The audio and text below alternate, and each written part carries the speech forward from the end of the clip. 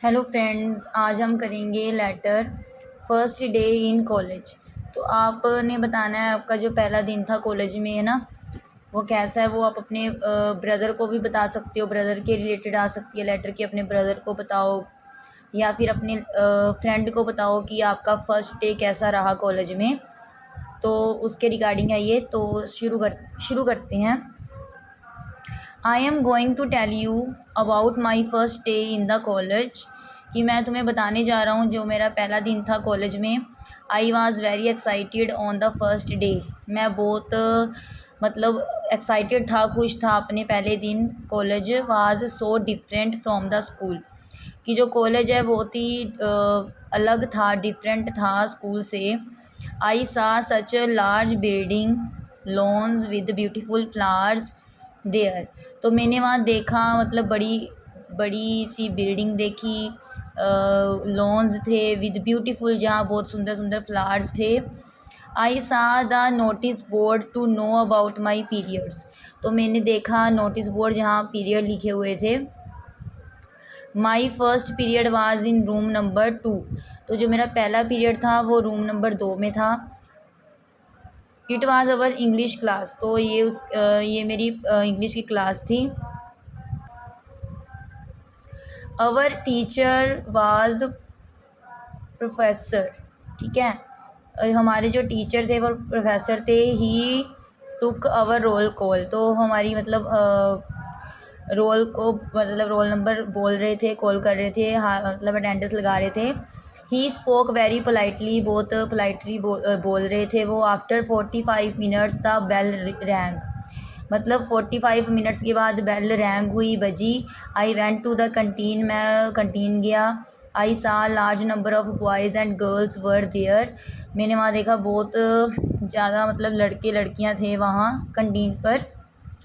Then I went to the library. फिर मैं library गया। I saw large number of books. मैंने बहुत सारी बुक्स देखी वहाँ, मैगज़ीन्स देखी and all types of newspaper there. वहाँ मतलब हर तरह की बहुत ज़्यादा गिनती में बुक्स थी, मैगज़ीन थी और सारे किस्म की जो न्यूज़पेपर थे। I attended 2 more period.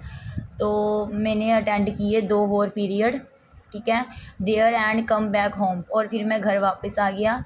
My first day in my college was unforgettable. तो जो मेरा पहला दिन है कॉलेज में, जो मेरा पहला दिन था वो ना भूलने वाला है। I shall write you more about college after 5 days. तो मैं तुम्हें लिखूँगा और भी कॉलेज के बारे में 5 दिनों के बाद। Yours loving son. अब देखो ये सन लिखा है, तो ये अपने फादर या मदर को लिख रहा है ना लेटर। तो मतलब मदर फादर को भी लिख सकते हो आप, अपने बड़े भाई को आ सकता है, उसके रिलेटेड आ सकता है, या फिर आप अपने फ्रेंड को भी बता सकते हो ना। मतलब लेटर कैसे भी आ सकता है, लेकिन लिखना आपने सेम ही है, ठीक है। तो यूअर्स लविंग सन लिखा है, तो उसके बाद आप अपना नेम लिखोगे।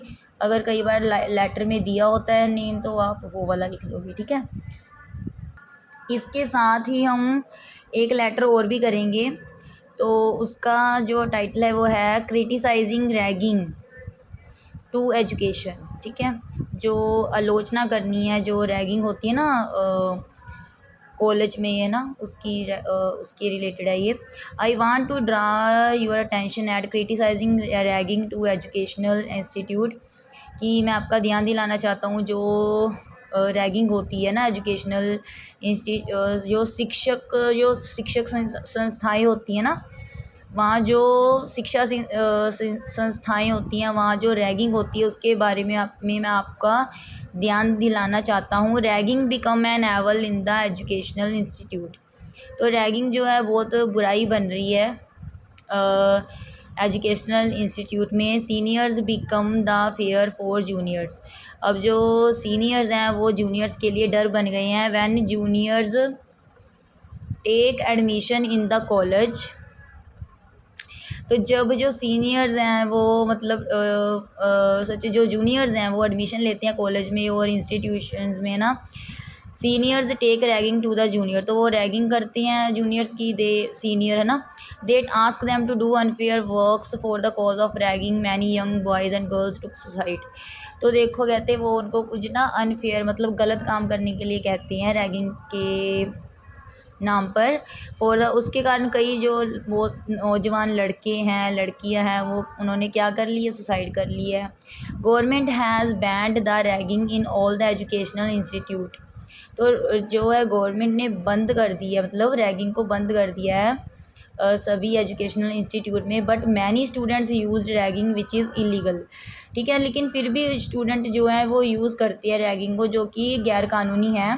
सो I request the government to put some suitable steps so that ragging is strictly prohibited in all educational institute।